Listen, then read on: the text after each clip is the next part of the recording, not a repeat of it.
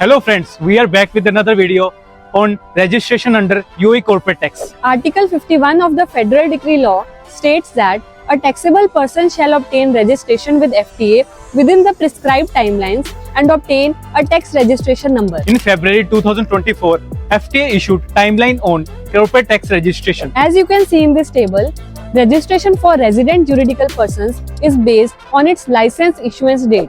It is very interesting to know that the year of license issue has no relevance in determining taxable registration deadline. Resident juridical persons established prior to 1st March 2024 and having their license issuance date between 1st Jan to 29th Feb are required to submit their application for registration before 31st May 2024. In the case of more than one license, then earliest date will be considered.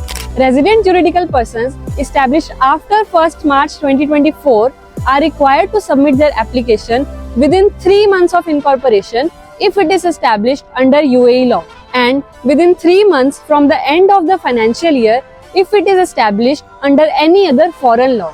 A timeline for non-resident juridical person is also published, which you can refer in this table. The application for registration to be submitted with FTA through Imara portal. Registration can also be done through designated government service centers.